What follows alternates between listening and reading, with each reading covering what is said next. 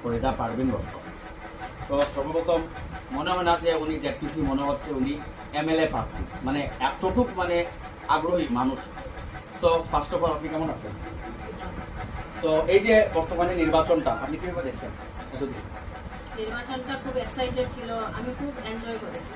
First of all আমি এই কথাটা বলতে খুশি হব, আমি খুব এনজয়মেন্টে ইলেকশনটা খেলেছি।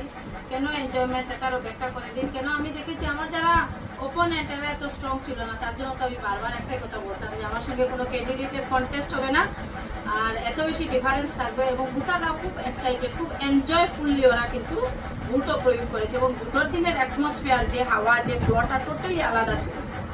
আচ্ছা ফরিদা পারভিন, আমরা যেদিন ফাইনাল রেজাল্ট হয়েছিল ওই দিন আমরা ওখানে ছিলাম, এত মানুষ ছিল পুরা এরিয়ার মধ্যে, সবচেয়ে থেকে বেশি মার্জিন ভোটে দিচ্ছিলেন উনি, তারপরে নির্দল প্রার্থী। তো আপনি যে প্রথমে টিকিট পাইছিলেন কিনা? এখন টিকিট লইয়া মানে বহুত এটা লম্বা একটা প্রসেস, লম্বা একটা কাহিনী। যাই হোক, যেটা হওয়ার হয়েছে, দলীয়ভাবে টিকিট আমি প্রথমে পাইছি, বাট আনফর্চুনেটলি আবার মানে জমজ দুইটা টিকিট যদি পাওয়া হয়, নতুন একটা ওয়ার্ড শুনছিলাম, টুইন্স, বাচ্চা টুইন্স হয়েছে বিগত দিনে শুনছি, কিন্তু জমজ টুইন্স মানে এই যে নমিনেশন বি ফর্ম যেটা, এটা কোনোদিন শুনছিলাম না। আর দুর্ভাগ্যক্রমে এটা আমার সঙ্গেও মানে এটা আমার সঙ্গে এটা সংযুক্ত, এই ম্যাটারটা। টিকিট দল থেকে টিকিট পাইছি, কিন্তু মানে আনফর্চুনেটলি আর একটা দেওয়া হয়ে গেছে। যেহেতু মাঠে আসলাম, কংগ্রেস সমর্থিত নির্দল প্রার্থী হিসাবে আসলাম। আচ্ছা, নির্দলের ভোট আমরা জানি 0 থেকে শুরু হয়, কংগ্রেসের প্রায় 1000 থেকে, বিজেপিতে আরো একটু বেশি দেবে। তো আপনি নির্দল থেকে যেহেতু 0 থেকে আপনি কিভাবে মানে এত ভালো একটা রেজাল্ট করবেন, এটা বিষয়ে কি বলবেন?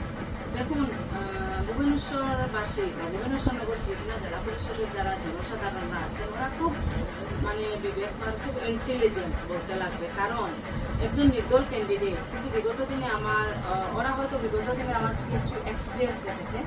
আমি একটা জিপিতে 2বার জিপি সভানেত্রী ছিলাম, যার কারণে এগুলো জিনিসগুলো তার কাছে মানে একটা সময় আইয়া তারা দেখছে না আমরা মানে ও ধরনের যদি কোনো লিডারশিপ আমরা কাছে আছে, আমরা অ্যাকসেপ্ট করতাম। এবং বিগত দিনে যদিও আমি একটা জিপি আসলাম, মানে জিপির একটা প্রতিনিধি, কিন্তু এই যে মানে নতুন জেলা পরিষদ এরিয়া তো হয়েছে, কিন্তু এরার সঙ্গে আমার দীর্ঘদিনের একটা সম্পর্ক আসলো, খেলাধুলার মাধ্যমেও, স্কুলের প্রোগ্রামেও, বিভিন্ন ধর্ণা, প্রতিবাদ, আন্দোলন, সবসময় দেখতাম উইলিংলি তারা ইচ্ছাকৃতভাবে আমারে মানে অ্যাড করার তারা একটা মন মানসিকতা আসলো। আর উপরওয়ালা দেখুন এমন একটা বাইকক্রমে ডিলিমিটেশন এরিয়াটাও আমার ফেভারে পড়ছে, আমি এখানোর মানে একজন ক্যান্ডিডেট হইতে পারছি। এবং তারা মনের মধ্যে বহুজন এরকম আসলো, বিশেষ করে ইয়ংস্টার যারা, ইউথ যারা, এরা মনের মধ্যে একটা জিনিস আসলো যে না, দিদিরে যদি